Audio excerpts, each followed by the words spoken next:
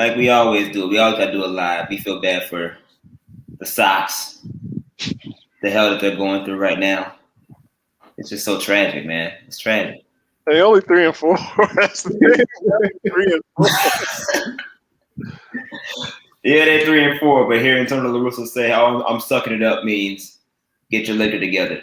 Everybody, this is Running with WARR. Running with WARR. That's how we starting out. All right. That's how we starting out, man. I'm a Chicago guy when it comes to baseball, so I'm go for Sox or Cubs either way. I think the Cubs are better for the in-game experience, but I do prefer some winning on the South Side. And to hear what's been happening, man, I don't know. I feel like I just need to have my case of beer together. D, if DeMond was listening in right now, I'll tell D to get the bud. We're straight. Like we can do this. We can do this all season long because if this is gonna be like this, man. Whew. But this is the basketball show. So let's switch over to the NBA. Switch over to some basketball where stories never die. They live forever. And quite frankly, we just can never just stop talking about it because that's what we like to do.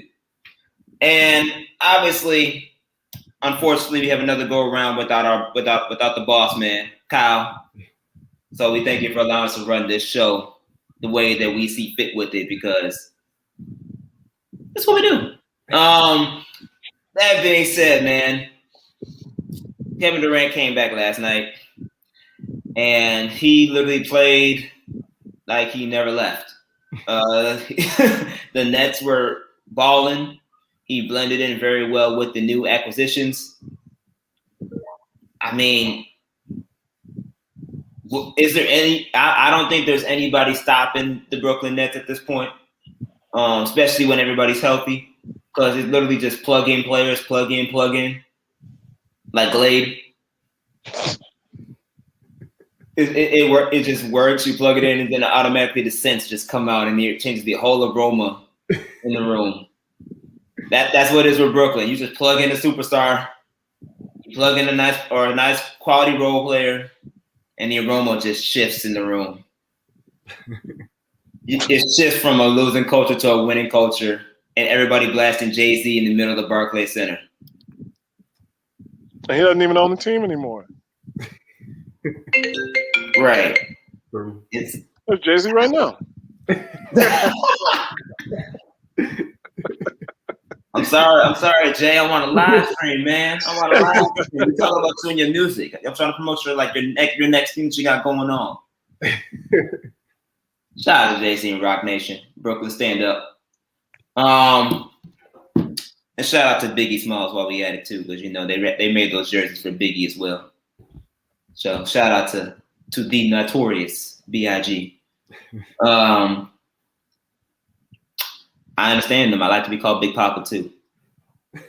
Let's get back on script, man. Back to the Nets, man. Drew, you can kick us off, man. What was your thoughts on Kevin Durant coming back? How did he look in the limited minutes that he played?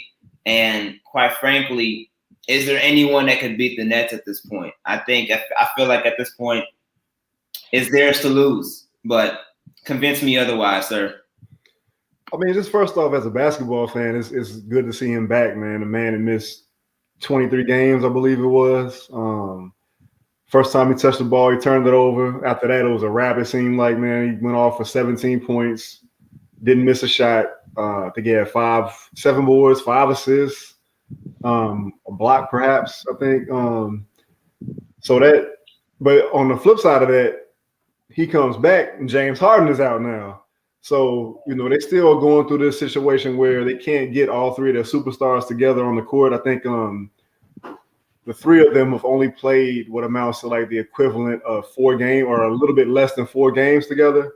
So they still got some gelling they'll have to do once everybody gets healthy. I'm going to plug my guy, Rob Mahoney of The Ringer. He just did an excellent piece on the Nets, kind of talking about Steve Nash and just everything that they've had to kind of go through in response to COVID, in response to injuries, in response to trades. They've actually run out 26 different starting lineups, which is crazy. And yet, I believe they have the third best winning percentage in the NBA. So, to your point, to a lot of people's points, the Nets, it doesn't look like a foregone conclusion, but it would make sense for anybody that's willing to put any amount of money on somebody to win a championship. It would be them. That said, I'm still interested in seeing what these matchups are going to look like in the East between them, the Sixers, the Bucks, and the Heat, perhaps. But man, you got those three crazy, talented offensive guys over there. You got Blake playing like, he skipped over his whole Detroit tenure and just went from Clippers Blake into Nets Blake for some reason. LaMarcus Aldridge is a nice post-up threat in there too. Joe Harris, guys that can hit threes. Claxton, DeAndre Jordan, they can be, pick and roll threats. So it's going to be tough sledding. It's going to be tough sledding for the East for sure. The West is also interesting too. If we're talking about potential finals matchups, you got the Lakers, the big dogs of the West, trying to get their two main cogs back. I think I just read something today where Anthony Davis may be back after their latest road trip, and LeBron may be back toward the end of this month, I think. So we'll see how that goes. That being said, you got the Jazz and the Suns leading the West right now. Who would have thought that? I think people, were kind of high on Chris Paul going to Phoenix and seeing what he can do with Devin Booker. And just people knowing that the Jazz are a solid team, but I don't think anybody expected those two teams to be out front and center. So it's going to shape up for a very interesting next few weeks for the NBA and its fans. Yeah, I mean, to piggyback off of what you're saying, Drew, especially when you talk about LeBron and these Lakers. I don't know what he up to, but LeBron will always be cooking up something. And he made an Instagram post today, 3 hours ago, from this recording, talking about the weatherman says the weather is changing soon and it predicts a thunderstorm is coming. Folks prepare and take proper precaution, measures to stay safe. And he's talking, I'm like, yo, are you trying to tease that these niggas coming back real quick? Ignore that message, y'all, if y'all's watching this live stream. But you see what I mean? Like, it's him and AD, and they talking about, we got a storm coming. Well, what you trying to say, bro? You trying to say that y'all coming back, quicker than what we expect? Or y'all trying to say that y'all gonna be fully healthy when y'all come back? Because, I mean, Anthony, as much as I love my boy AD from the Chi, as much as LeBron loves Chicago Hoopers, because he just can't win a title without them. I mean, AD stay hurt. At least D-Wade had some, even though he was getting older, he wasn't this injury prone. It was durable, yeah. Yeah, he wasn't this injury prone. AD, he getting hurt left and right. So I'm like, can AD stay healthy? I mean, if LeBron's coming back, all right, cool. You cannot ever doubt LeBron and any team that he's on. He's proven that. But you really trust AD to come back fully healthy to where if he comes back, he can make it through the end of the postseason, which is for the Lakers, and anything King James related, the championship, or at least the NBA Finals? I don't know, man. I think that injury is a little bit more serious than what is being reported. We may be looking at like another KD situation, and we know how that went. So I don't know. Is he teasing me, Chris? Is he getting me in my feelings? Is he saying that ain't no sunshine when she's gone? She's always been gone too long. Anytime she runs away, AD been away for so long, man. I just wanted to come. I just wanted to come back and actually stay and be healthy to help make this thing very competitive. Because we all want the matchup, but it's like it won't be the same without that extra one on the side, man. Like it just won't be the same. Well, before we get into a Black Dynamite type of analysis rabbit hole, you know. And it's like, and you know what spells that? You spell that backwards. And you know it comes to this, Anaconda malt liquor. You know? No, I mean, LeBron is a master tactician, both of on the court and in the media game. He understands how much this social media landscape has shaped basketball as well as sports, especially basketball, because it is such a kinetic sport. And I think that translates to social media. Social media basketball fans and followers and watchers like ourselves, we want that news. We want that news in the off season. We want that news during the season. And so you can tease things, you know, you can hint at things, you can, without playing your whole hand. And that's, I think, another thing that LeBron is to some degree good at. He's good at not tipping his hand. He knows when to hide that he's got the big joker. He knows that he's got 9 and impossible and he might bluff you. If you really read into it, talking about thunderstorms, does Oklahoma City have anybody left that the Lakers might want to pilfer for the stretch run? I don't know. I don't necessarily know. I think it's really stands up to what you were saying, Josh, that they need AD back. And man, we love Anthony Davis, but he is good for 1-2 week injury at least every single season. I think last year, unless I'm wrong, was he hurt last year at some time too? He got hurt during the playoffs, didn't he? Mm-hmm. Yeah. Mm-hmm. And this Achilles injury, man, that's nothing to sneeze at, you know, especially for a guy of his size who does the things that he does. Achilles injuries are rough on you. So I think even when he comes back, he's going to be below 90%. Because if you say everybody's healthy at the beginning of the season, the best players who stay healthy throughout the season probably are still only operating at 90% by the end of the season, just with the day in, day out toll that the game takes on you. So I honestly would think, especially given all of the deals that Brooklyn has made to bring on role players, they picked up Ant-Man, they picked up Spider-Man, they picked up Winter Soldier, they got all these extras on the cast for the final movie. Just, you know, so when they wouldn't just go down to the regular Avengers, they got everybody back like the portal scene. So I think the Lakers are trying to put feelers out and see who's left, who can they pick up for the stretch drive, because it's not the same as it was last year.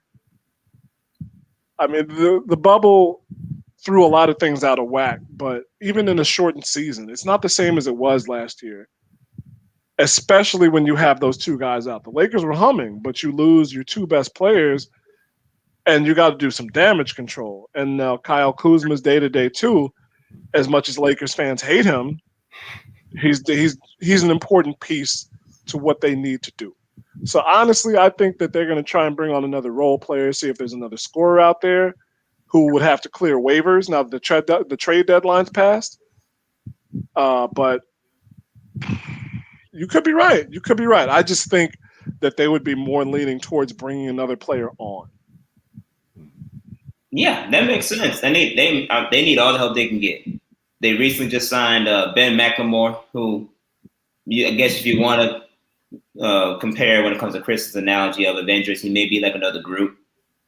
But at least he's not a baby group. Maybe he could be a tall group, the grown group. But it's something. They need shooting. They need someone that can score a basket and get their own shot, which is something he has the skill set to do, and has been known for doing that. But we all know it's not enough. They can't win without at least a second superstar, and someone like Anthony Davis that is so versatile. Like you can't. LeBron has made it known, especially with LeBron being at his age, even though he's still arguably the best player in the world. You know, he can't fully carry a full team like that anymore. And that's why AD was so huge, especially in the bubble. You could tell that was a perfect marriage per se that could last for a long time. We talk about on the court skill sets. And LeBron needs AD and AD needs LeBron. They need each other. And that's the only way this Lakers team is gonna make it out. They can get all the help they can get, but if AD is not there for any of those playoff pushes and he's not healthy, you can scrap it. You can scrap it. And that's the unfortunate reality of the Lakers. And honestly, a lot of LeBron James teams, right? He has enough superstars, but he can never find enough role players to play at the highest level that they need to play at in order for them to win the championship. And you saw how he barely skated through in Cleveland.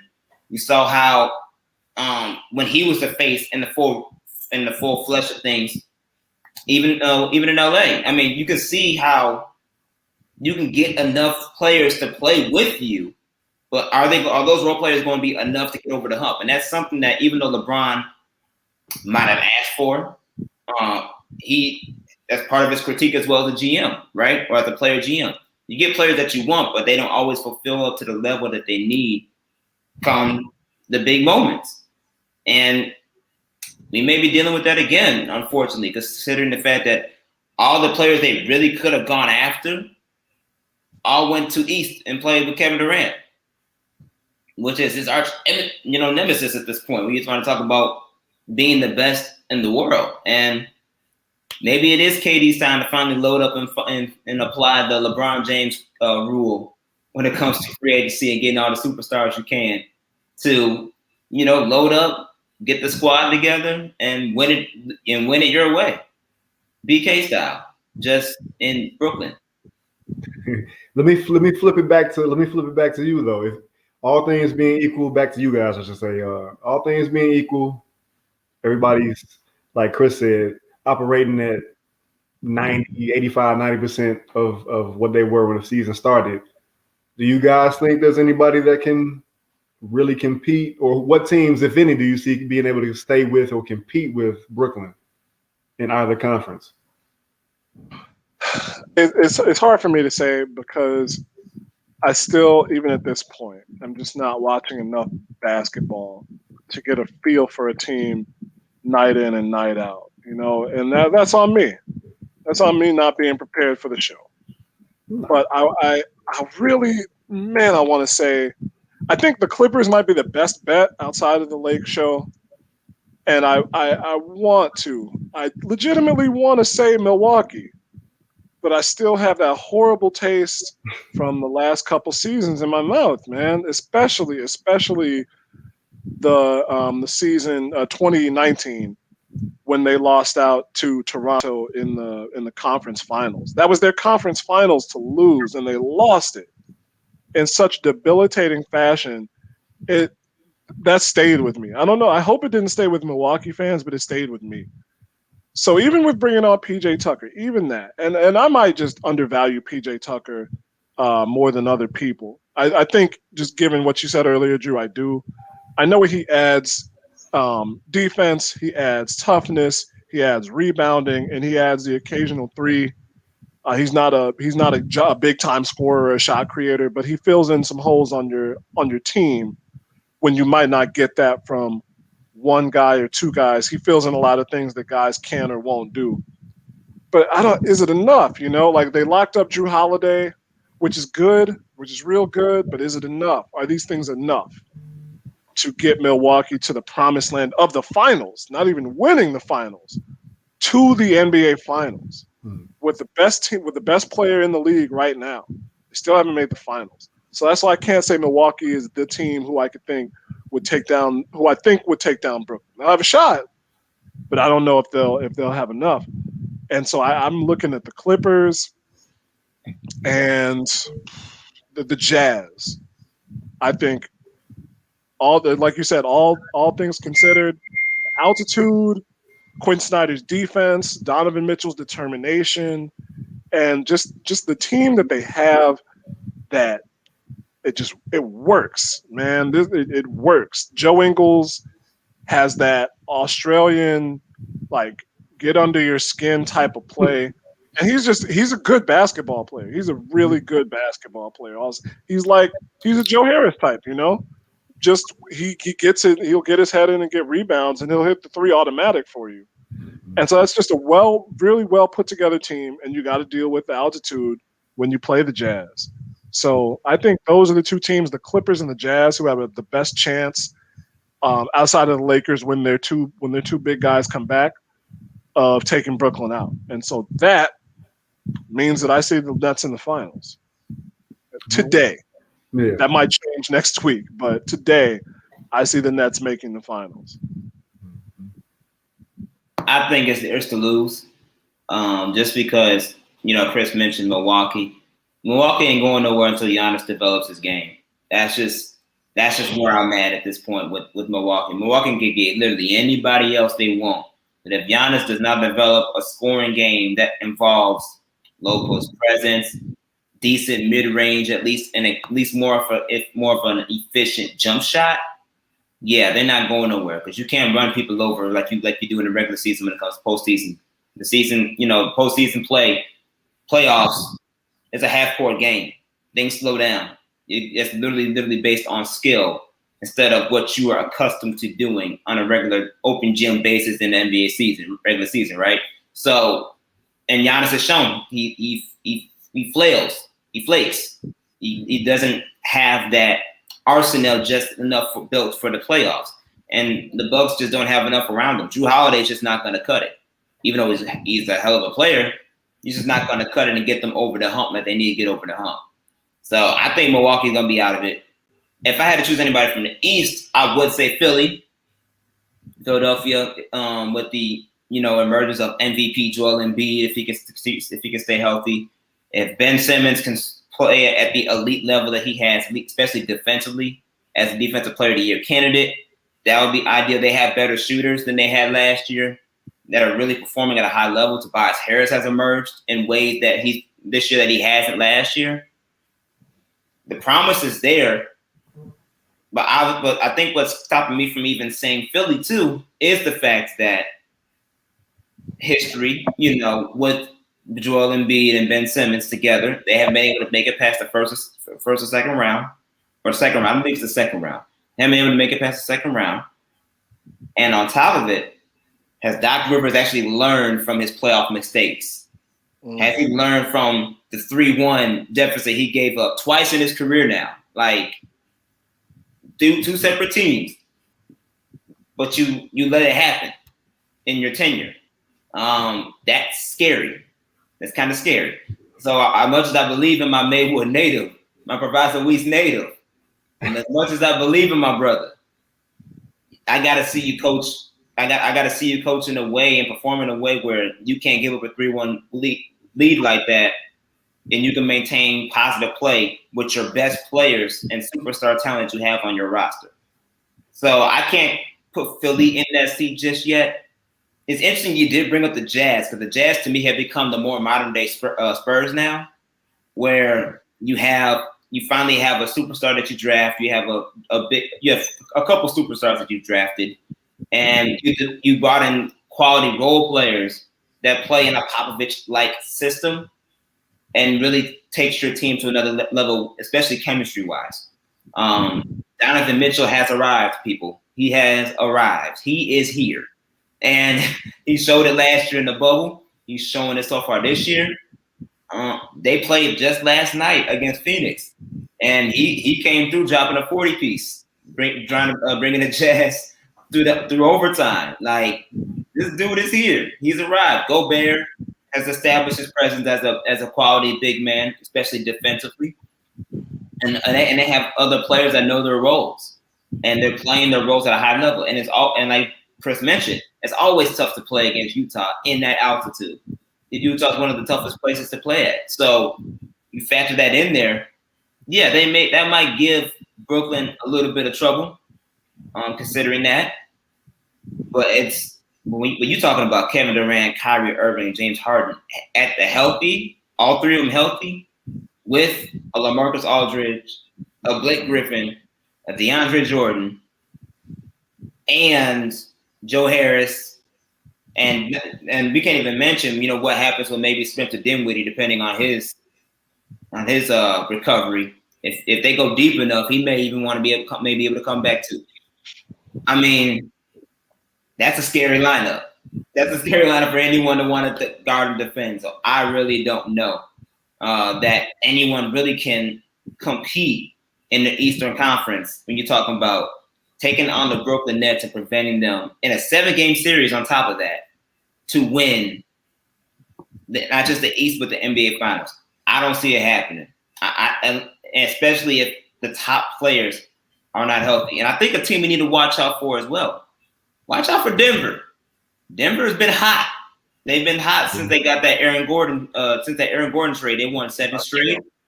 And Aaron Gordon seems to fit in real nice next to Jokic. And you talk about the emergence of Michael Porter Jr. They started to implement Bol a little bit. I'm telling you, if they keep this thing going and Jamal Murray actually comes up and arrives, even though he has arrived in the bubble, it wasn't in a way where it was a consistent play throughout this season. He's been very inconsistent this season.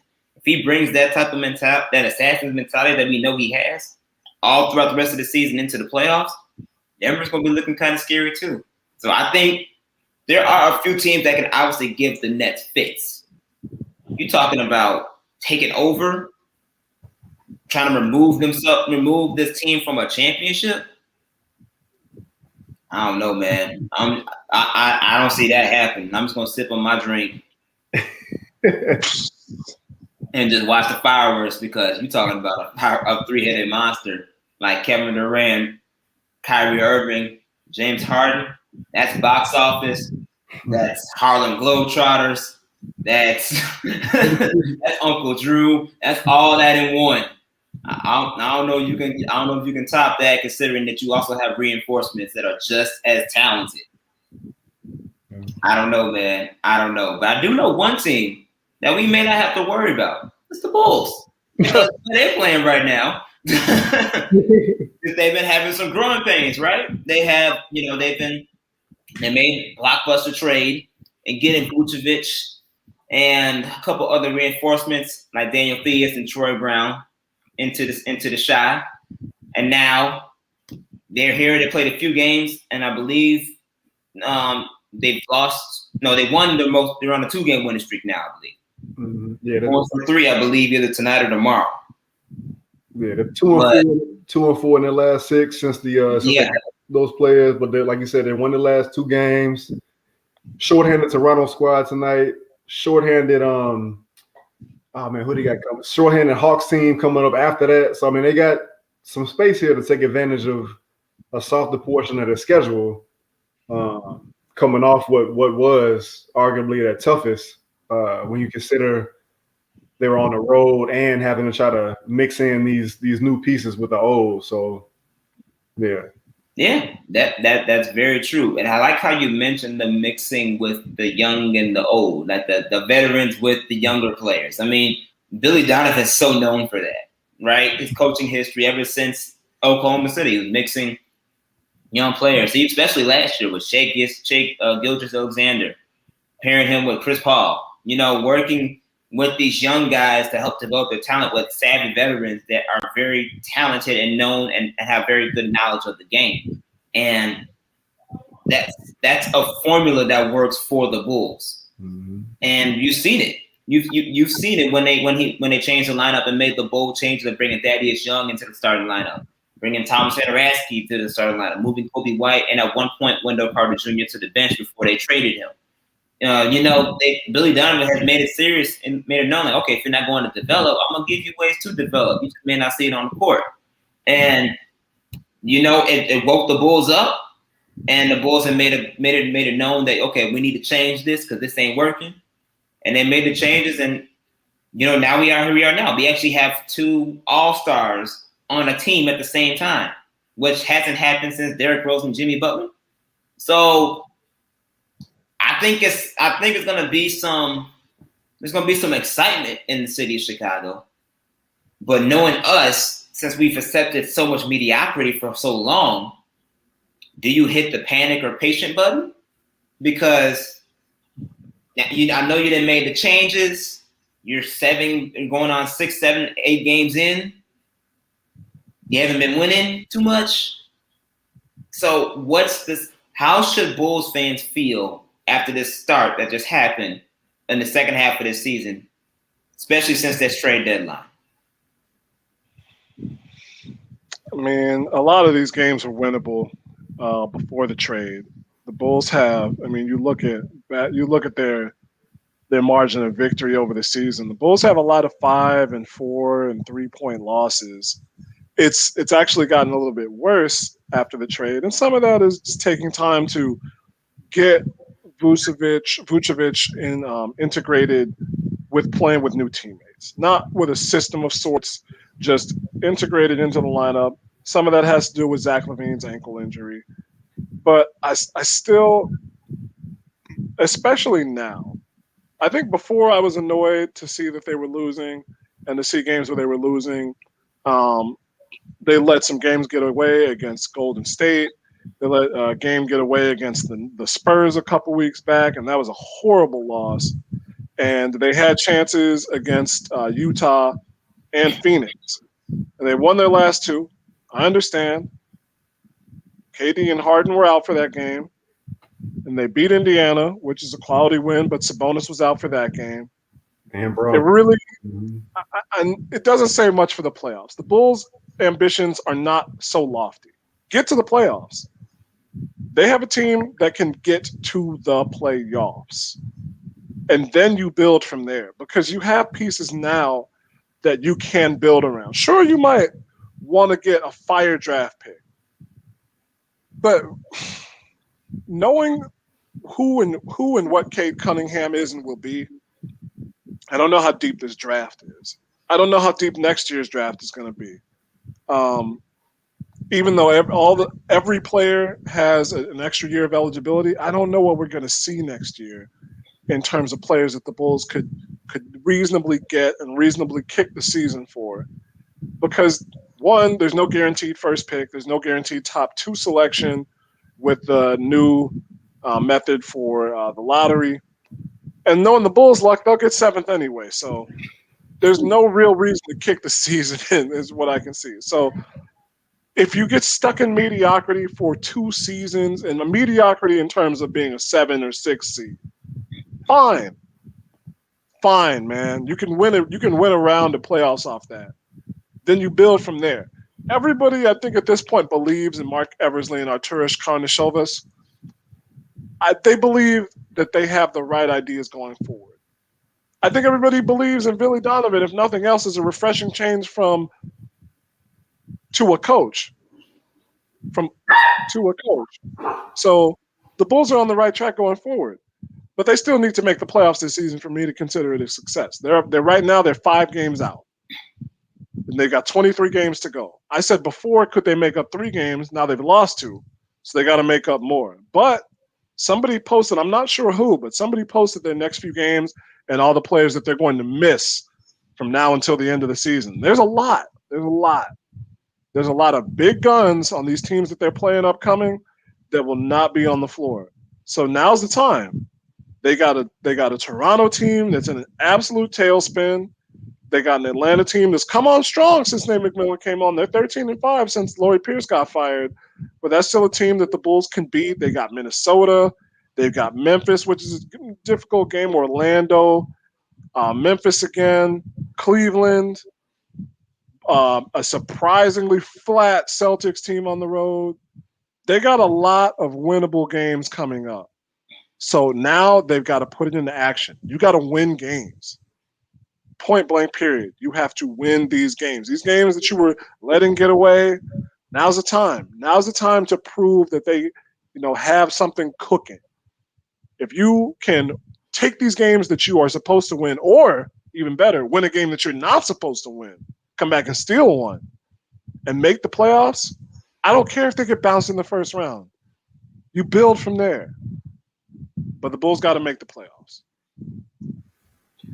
Yeah, man, that's those are all good points, and it's going to be interesting how they do it. Just because you mentioned the Bulls made it known by these trades that we're gunning for the playoffs. We're gunning to at least get in the play-in tournament. We're gunning for it, and we're gunning to make instant change. We talk about the direction of where this team is headed, and I know it's going to take time. But Bulls fans have also been impatient considering all the hell we went through with Garpax. And this new regime now, I think it just gave us a new breath of fresh air, per se. We can actually smell a nice aroma in the UC that is serviceable for our liking, right? And because of that, you have to also wonder how the more time this Bulls team has together, maybe the chemistry will improve to where they can perform better on the court and put themselves in better position to win games. Because that's something that the Bulls struggle with as well. Not just keeping leads, but also trying to find ways to win close games down the stretch. So now that you have an all-star and Vucevic, a veteran all-star that knows how to play the game, you bring in guys that fit more of Billy Donovan's system, like Troy Brown, toughness like Daniel Theus.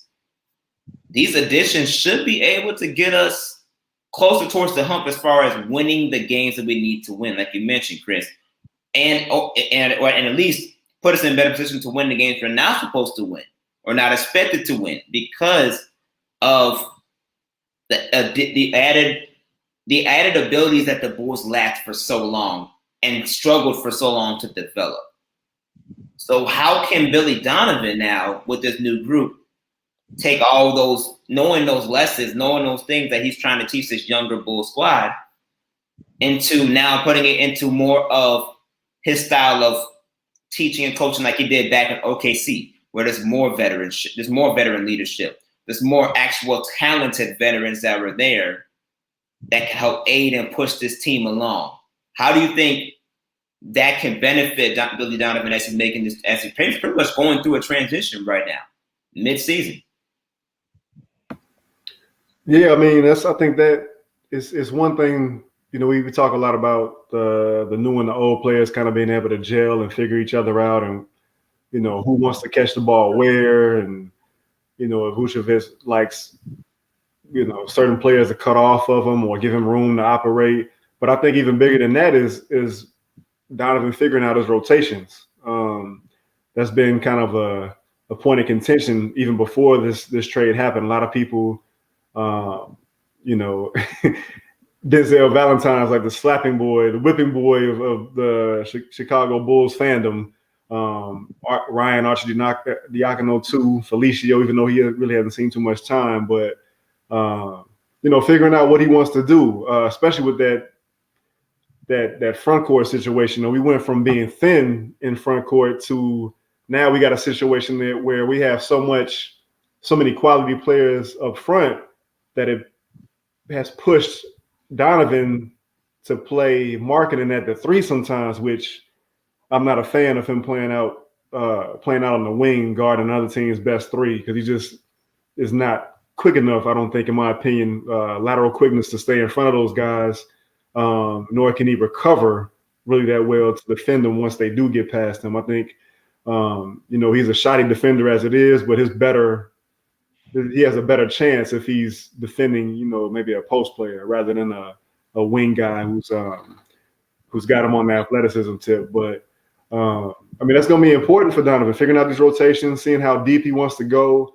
how he's going to use Kobe White and Lauri Markkanen. They had really good games against Indiana, giving a big spark off the bench.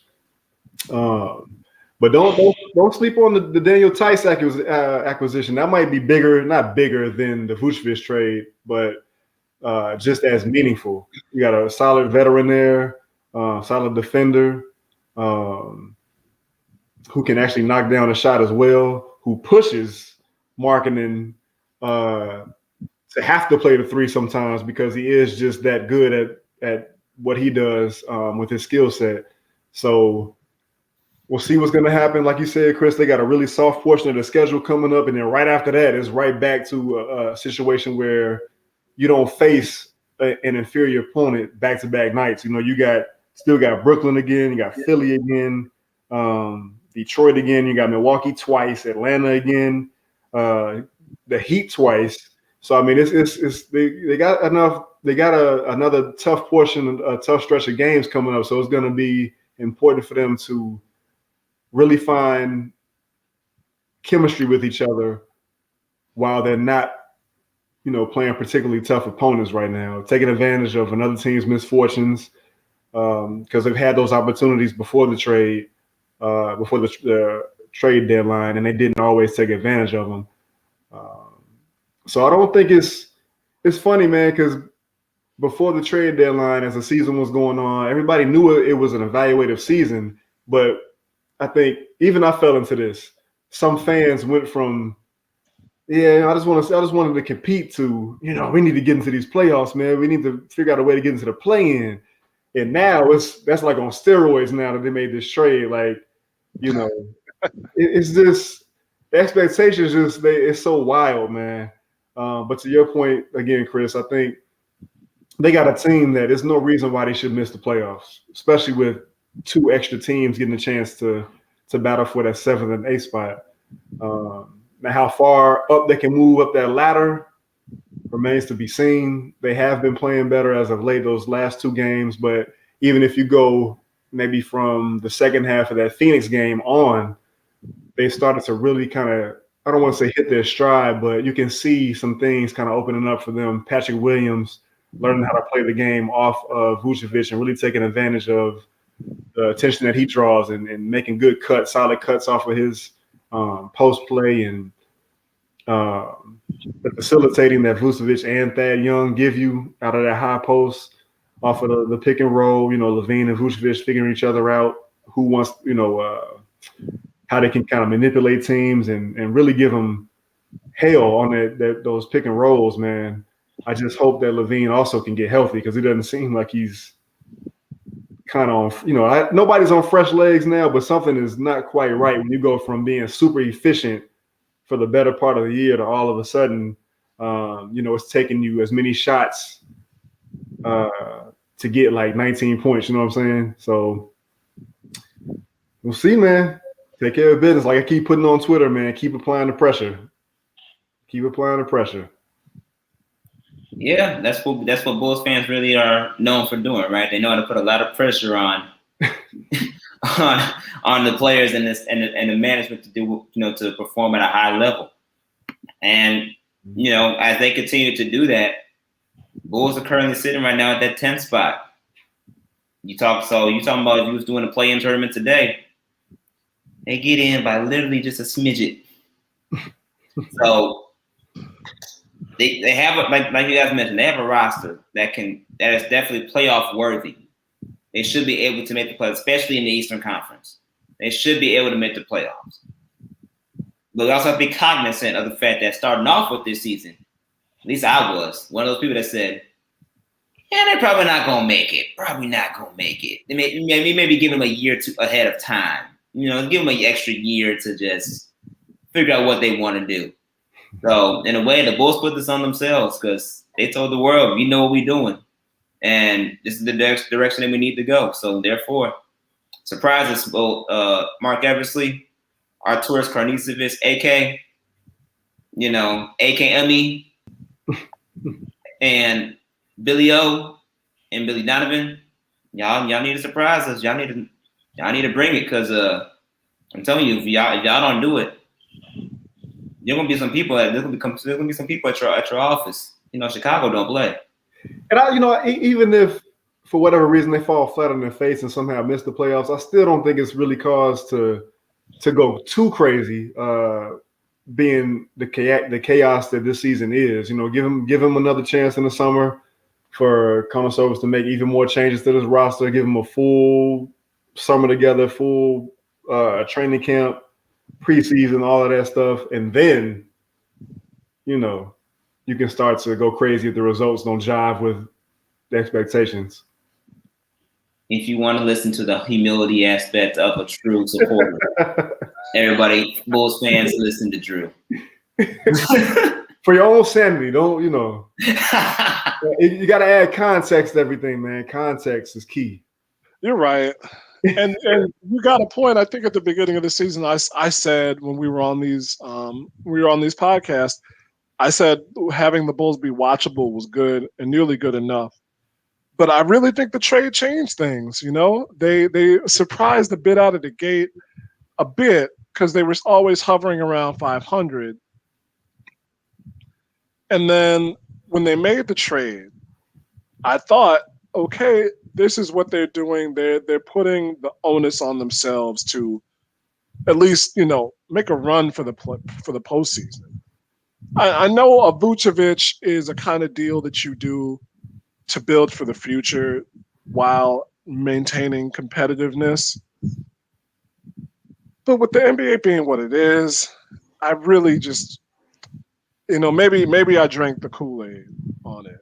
Maybe I did, but I thought that was a move that would get them to the playoffs. If I'm wrong, I'm wrong. But that's what it looked like to me. But it's hard. It's so hard when you have a team that was 16-18 going into the break, and now they're 7 games under 500. Man, it's hard.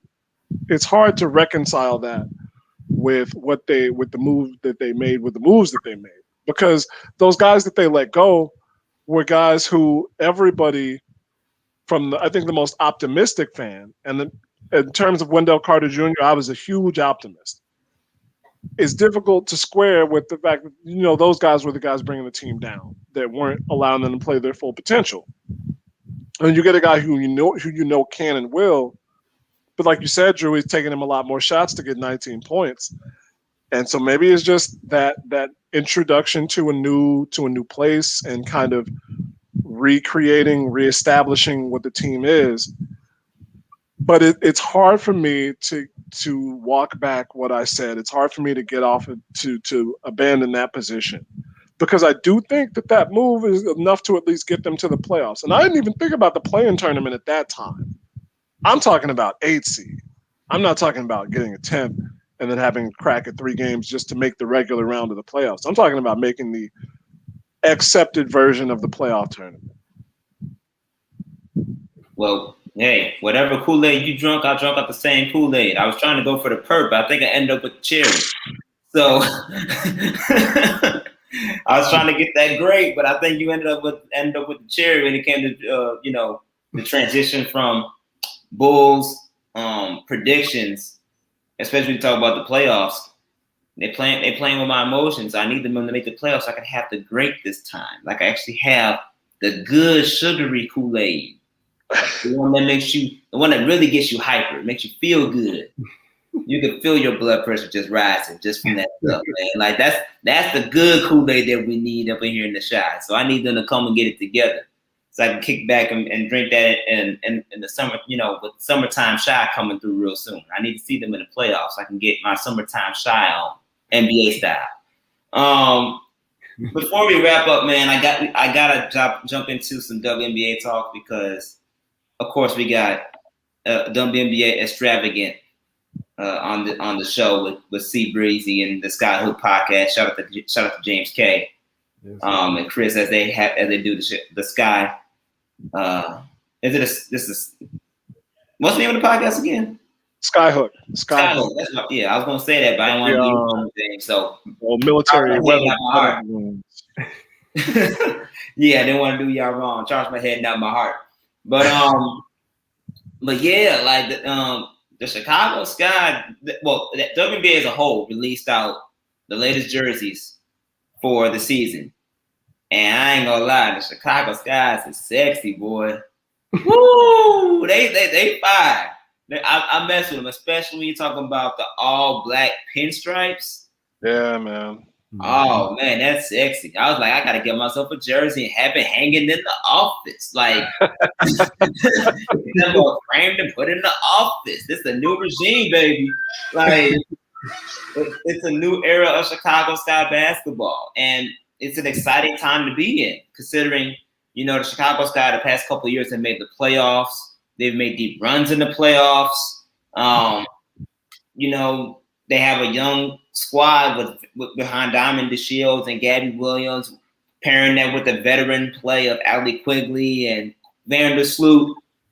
And now you're talking about adding in Candace Parker on top of that with the pinstripes. Oh man, that black on sky blue, baby, that's tight. That's I see. Chris, you may have to roll up to the games in the black and sky blue just because. Hey, we got to maintain objectivity, man. We can't come on press row wearing the jersey. I mean, I guess you can. They ain't gotta know. I mean, if they ask, just say I like black. I like sky blue and black. It all looks good on everybody. But but I don't know about y'all. I thought the jerseys were fire, and there's a couple other teams that had jerseys too. I think I saw the Indiana Fever had theirs, and they was pretty. I'm not gonna lie, all different shades of red was kind of fire. That's fine. They hit the summertime flow, you know. Yeah, it's kind of like the play on Stranger Things, right? Yeah, the Stranger Things jersey. Yeah, I messed with that. What was some of y'all favorite jerseys that you guys were able to see? Like, who was your favorite team jersey that you were able to see? I did like that. I haven't even watched Stranger Things. I'm one of those dudes that's like, oh, everybody's real hype on it. Oh, okay, y'all need to back up. It gets to be too much. I can't deal with hype trains, so I always try to let things die down a lot before I come at something, and so that'll end up being me 2 or 3 years later being like, yo, have y'all seen this? This is fire right here. But the Chicago Sky jerseys are growing on me. They really are. When I looked at it this morning, I wasn't quite sold on the I wasn't quite sold on the black jerseys with the pinstripe. And looking at, people told me a while back, when you do all of these intricate designs with the jersey, it has to come out, I think, on TV. And so there were a lot of teams that would have words in the jerseys, or in the stripes, or around the collar. And is it going to show on TV? Especially in the age of high definition, 6 million cameras around courtside, close-up shots all the time. Is it going to show on TV? Is it going to come out on TV? So honestly, I like the Chi-Town with the glass ceiling look. I like that a lot. It might smack of some other teams who have had a similar motif, but it's asymmetrical. So it's not a pattern. It's not like an animal print. And the Chi-Town logo is really similar to that block font that the Rockets use on their jerseys. And that really comes out. And you got the 6-point star between the Chi and the Town on it. And the numbers I like more than the number design, the font for the Explorer jerseys and the Heroine jerseys that they came out. Quick sidebar. It annoys me that Nike has just decided to come out with random ass names for these jersey sets, because it gets to be too complicated, man. You could just say home, away alternate, home alternate, something like that. When you're talking about Rebel and Heroine and Explorer, what does that mean? Those are arbitrary words. Those don't have any meaning beyond the fact that they're attached to this jersey or this kit. So Nike, I know y'all aren't going to stop because it's part of the marketing, but stop, son, stop. Yeah. Anyway, those the Chicago Sky, the Explorer edition, the black jersey with the pinstripe, the faded pinstripes are really growing on me, and I think the way that they fade is enough of an I can't think of the right word. It makes you think about the skyline without beating you over the head that it's the skyline, or just doing the silhouette that's so common. That's pretty cool. I think they tried to do, like, the inside the pinstripes, they tried to do perpendicular lines or words that are supposed to represent city blocks. But if it's 10 by 10, somebody screwed up because they don't understand that 8 blocks is a mile here. 8 blocks. Got to get your facts right. Other than that, the Connecticut Sun did a lot of interesting things. Their blue jerseys are a nod to the. Actually, sorry, I shouldn't say a nod.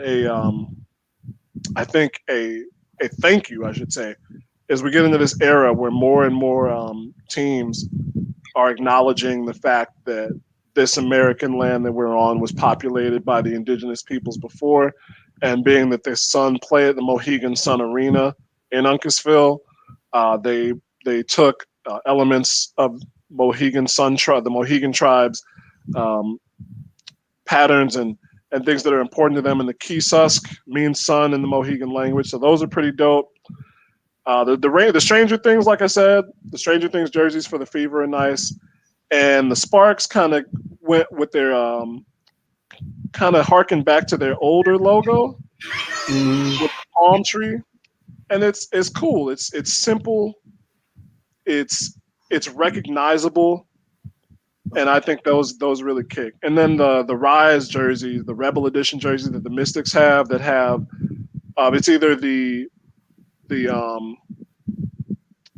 first line of the Constitution or the first line of the Declaration of Independence in the curve. And they also really look like jerseys that, not if not the Bullets had in the 70s, they kind of remind of those Hawks jerseys from the 70s that were the neon green and blue. So the Mystics jerseys I really got a good kick. Those are my favorites. Chris, man, get out my head, bro. Get out my head, man. You just the last part. Basically, everything you said is exactly what I was thinking, man. I swear to God, like I'm feeling all of those Scott jerseys are clean, man. I like them all. I was a little bit thrown off by the shorts that go with the Explorer. Those are black jerseys. Yeah, Something about it looks a little grammar schoolish, but I'm not gonna trip.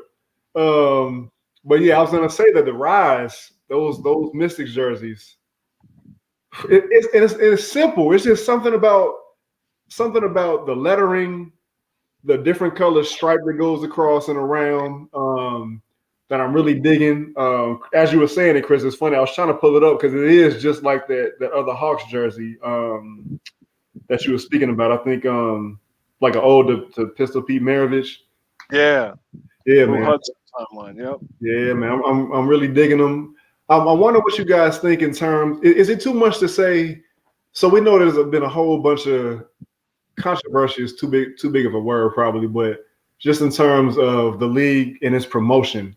And I know there was a lot of buzz. There's been a lot of buzz that kind of started with the NBA players, Chris Paul, I think Devin Booker, some other guys, LeBron James, and the orange hoodie that everybody was rocking. I'm like, man, where can I get that? Do you guys think that Nike putting these jerseys out, 3 different jerseys for these 12 different teams, do you think that how do you think that helps the promotion of the league, or do you think it's I'm making too much of a big deal about it? Because I mean, that was a big story on social media all day about these jerseys and what everybody thought about them and how dope they were. Yeah, I mean, for me, I think that did play a huge role in the marketing and promotion of the WNBA. But I think this is just an added step to what they already been doing to market and promote. If you want to talk about the fact that even pretty much since the pandemic, the way they protested, the way they did the campaigns for Breonna Taylor, George Floyd, vote for Warnock.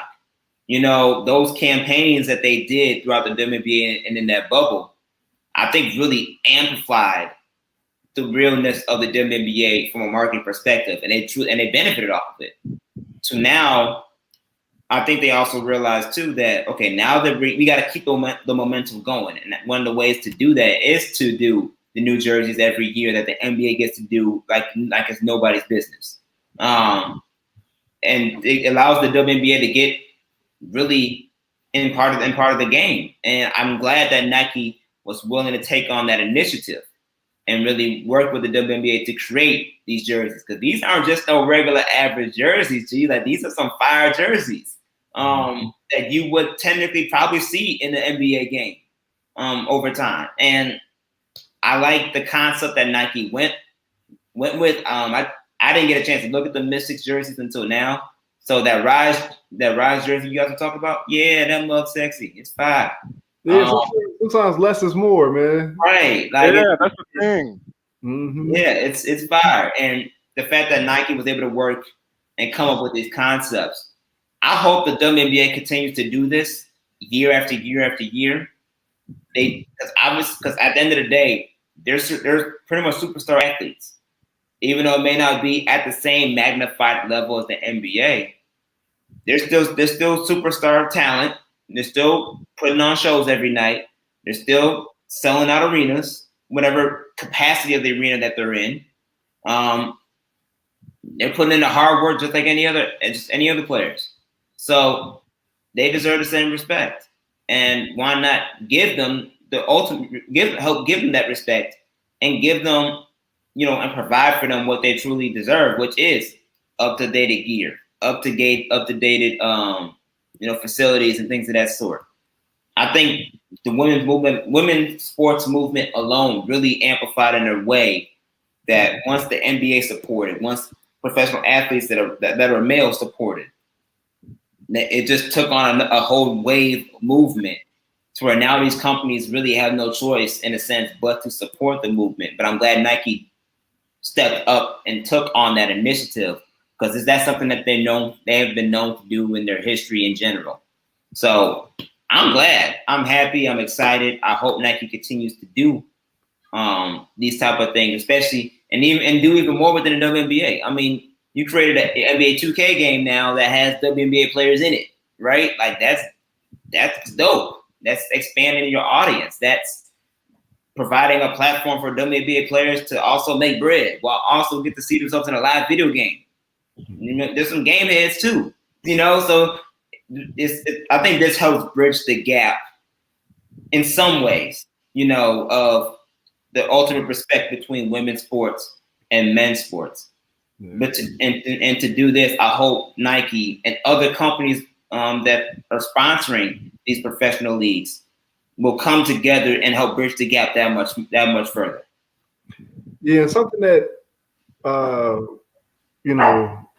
this might have been late. Was it late last week? I really want to get you guys' opinion on, man, the whole Draymond Green and WNBA situation where he was saying he was tired of hearing these players complain about the pay disparity. Do you guys think that he was on to something, but it just he spoke about it in completely the wrong way? Do you think he was completely out of bounds? Interested to get you guys' take on that. I think he was. I hate to just go along with the crowd because I've tried to think of it critically, but I think he was off, man. I think he was off. He was saying that, the stories aren't told. A lot of these stories are told, man. In fact, what happens is, and I've seen this from writers, media personalities like ourselves, people want to tell the stories, but they get rejected. So many people after that came out who weren't seen as much because they weren't players or they weren't responding directly to the meat of Draymond's comments, because he was talking about the pay disparity. But people were talking about when he said the stories don't want to, the stories aren't told, people don't want to tell these stories. A lot of people have had pitches rejected, or The Athletic is getting some well-deserved heat because they let go of essentially their entire women's basketball staff last year, and then just put a word out like, hey, we're trying to hire women of color to write women's basketball for us. Not 12 months after they let go everybody they had. And I mean, it's a for an example, one example of a story that I've heard tangentially, but people need to hear. So Sue Bird and Diana Taurasi play for UMMC Ekaterinburg in the offseason. They have played for that team. And this pretty much, we talk about the Nets and the Heat and the Lakers being a super team. This is a super team. This is literally just rich Russian oligarchy oil corporation, I'm pretty sure, pays the best WNBA players that they can to come over and play off-season European competition. So this is for EuroLeague. Like, you have Ekaterinburg, and then you have pretty much everybody else. They got Vandersloot and Quigley right now, Brittany Griner, Brianna Stewart, Jonquel Jones. Like, it's a super team, bro. And they still got the best European players. But the dude who used to run the team was some sort of spy, and he got executed. Like a back alley. He was assassinated. And so there's a 30 for 30 podcast of Sue and Diana talking about how this dude that recruited them for the team, they woke up one day and they was like, hey, team president got assassinated. All right, it's time to practice. Let's go over these sideline out of bounds plays. That's a story. That's a story wilder than anything that has gone on in the NBA in the last 6 years since the Sterling thing, bro. Wow. That is a story. I've never heard that. That's crazy. That's the thing. I mean, that's ESPN. ESPN on the 30 for 30 podcast, that's been out for a couple years now. I heard it through my roller derby team. I heard it through some other people from women's basketball. I've heard the story. And those are the sports stories that a lot of us look for, right? We look for the day-to-day, but we also look for these random crazy stories, like how Rodney Hood lived next door to Haley Williams from Paramore and didn't know it. Like I saw that pop up on Instagram. Those are the stories we look for, right? Mm-hmm. So a lot of these stories are being told, but even a lot more are being denied. And so Draymond, his heart's in the right place because I think he's speaking from a place of wanting the women to succeed. I haven't seen Draymond come out with any, male chauvinist type thinking. And I think a lot of the players now, especially the younger guys, the guys fresh out of school, are really big on supporting women's basketball and the WNBA. But he was wrong. He was wrong on it. He just needed more information before he spoke. That was all. Yeah, Draymond is such a talkhead that sometimes he forgets how to say things and when to say things. I can understand and relate with him because I used to be one of those guys and kind of still am from time to time. But at the end of the day, I think that was an uncalled way for him to go about that situation. Because like Chris mentioned, at the end of the day, especially the young, people more of my age and younger, they really do support the WNBA. I talked to Kobe White about this when he got drafted, the year he got drafted at the Chicago Sky game. He was sitting courtside. He's like, yeah, I love women's basketball. Like, I love watching women's basketball. I come here to support as much as I can. So, Bulls fans and Bulls players, Chris knows, Bulls, when we would cover the Chicago Sky games, half of the Bulls roster will come out to the Chicago Sky games. So, because of that, the support is there for the WNBA from a player's perspective and just from a fan's perspective. But when it comes to social injustice issues, especially when it comes to money, NBA players, especially if NBA players are speaking out, they have to be very careful considering the platforms that they're on, because they're the one that's getting the major checks compared to the women. And it's an unfortunate circumstance that's taking place in the league. If you don't know your place and where your place currently is on a certain issue, you have to tread lightly in what you say. Because Draymond recently signed a fresh $100 million contract extension. He's getting paid $20-some million a year. Where the highest paid player in the WNBA, which I believe is Diana Taurasi, is making what? Close to $1 million? Not off salary. And that's not even endorsements. Right. And there's no millionaires. There's no millionaire athletes in the WNBA, I don't believe. So if there's no there's no millionaire athletes in the WNBA, how can someone that is making $20 million a year, and we could easily argue if it was even worthy of $20 million worth of a year, can talk about someone who's not making that and to tell them, even though he may not directly mean it, I'm tired of hearing this conversation about women not getting women complaining about their money. Where's your position? Who are you to say that as someone that's making literally 20 to 30 times more than the most popular superstar in the WNBA, and you're not even the best player on your team? Yeah. You know what I'm saying? Like that it's something. Even though I understand Draymond Green's viewpoint as far as trying to support the NBA and maybe being tired of talking about the topic, that's a topic that you can't relate with.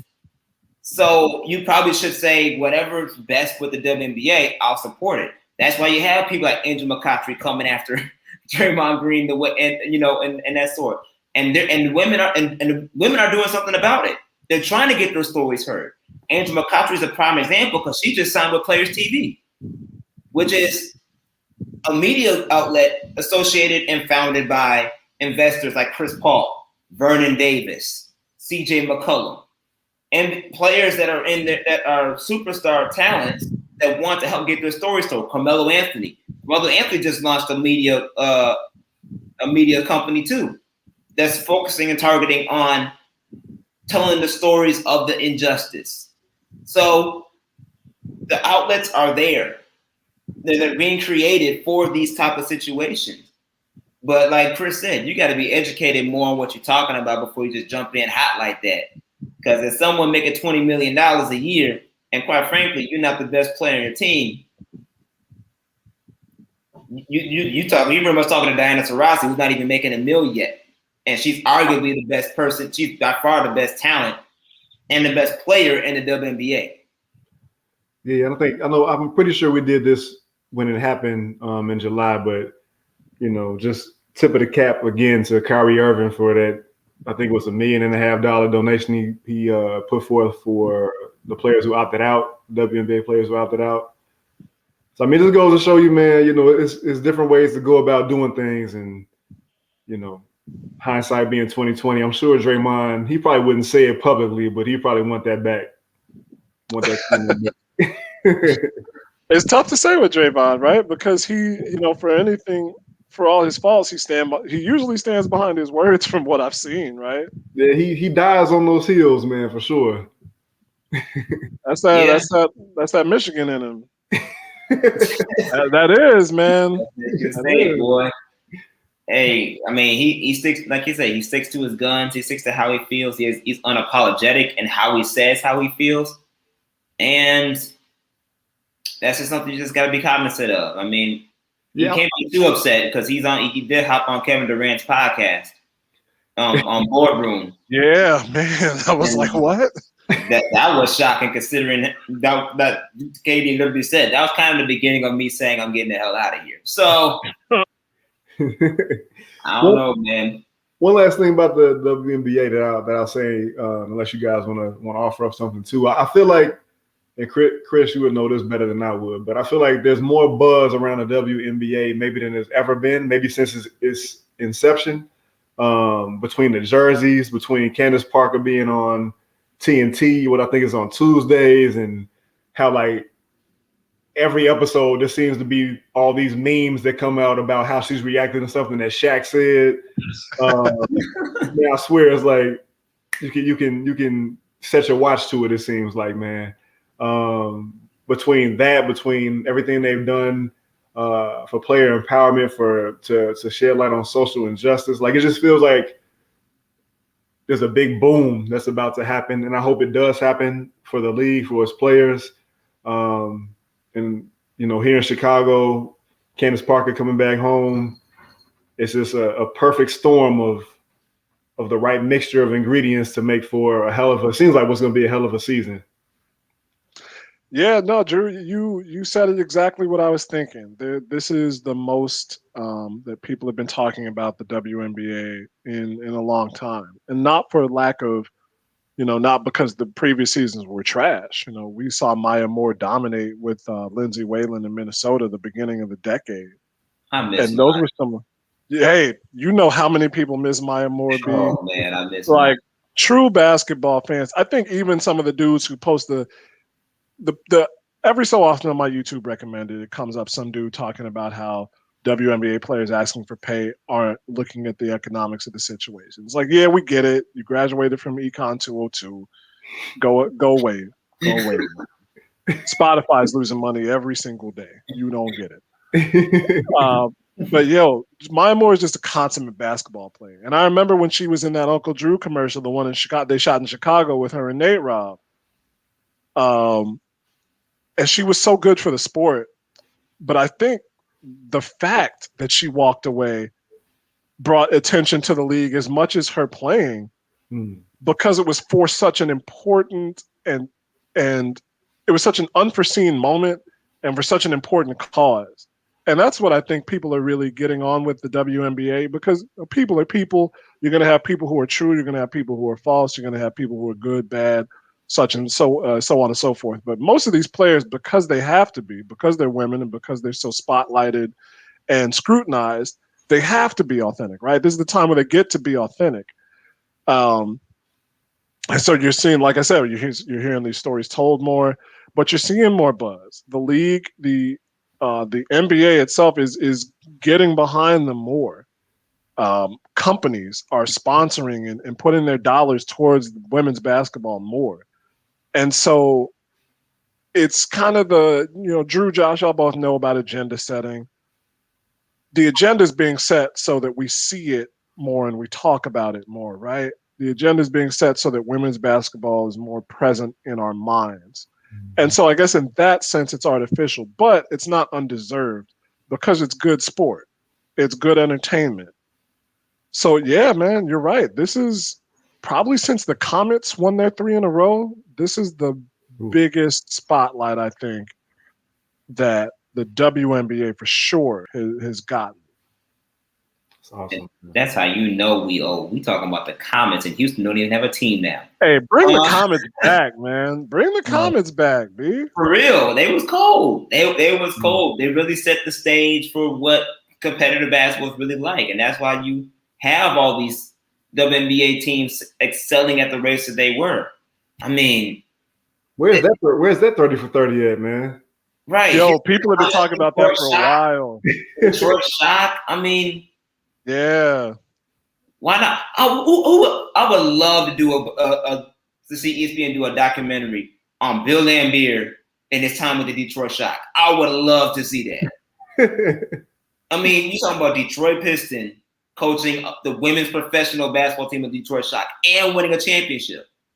That would be something. That would be amazing. Really something amazing to watch. But yeah, to piggyback off what you're saying, Drew. I mean, yeah, this is for sure the biggest hype around the league, and it couldn't have come at a more opportune time.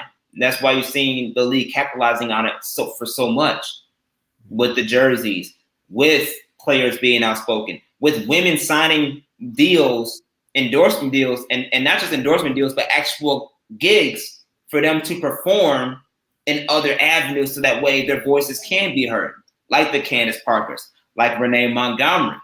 You know, these other women that are utilizing their platforms for different things to get their own message out and still getting compensated for it.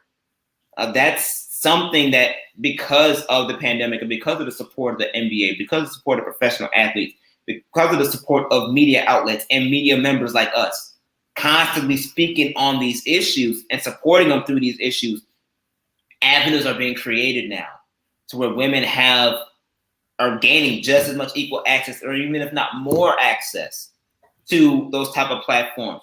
Shanae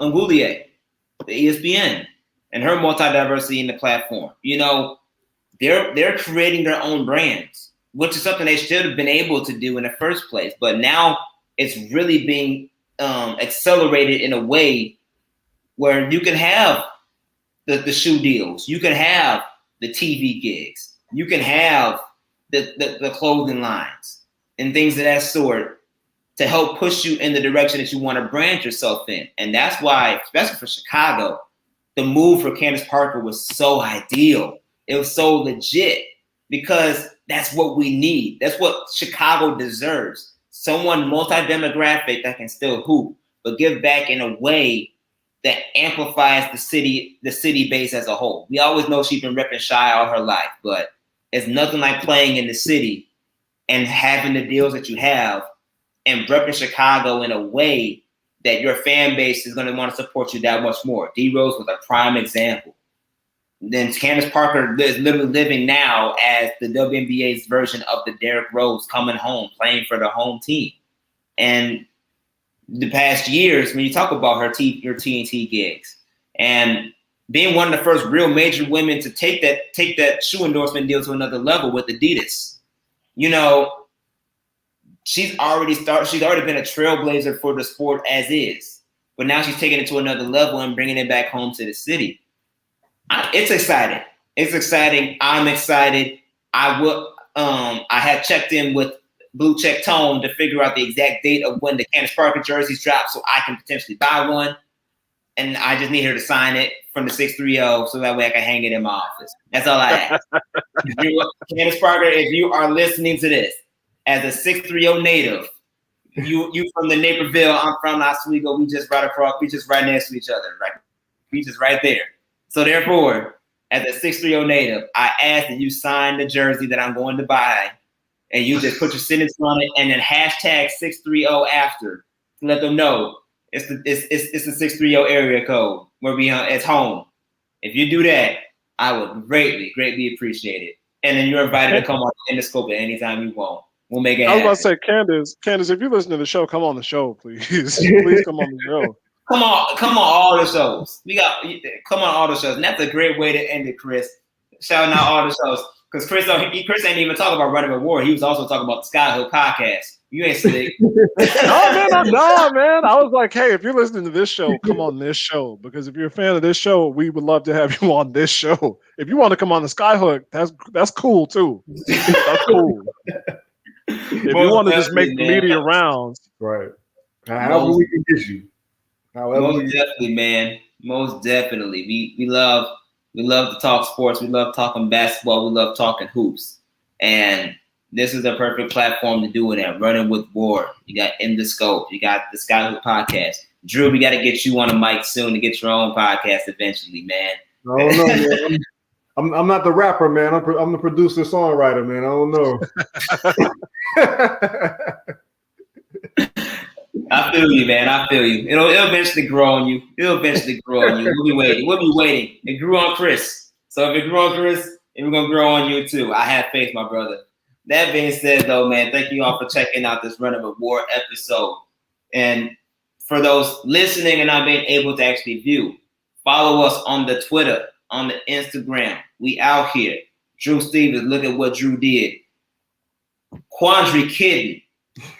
I'm in Twitter jail for about 6 more hours, so wait until like 1 a.m. Why are you on Twitter jail, bro? You on there? Because I roasted some dude who's trying to roast my friend.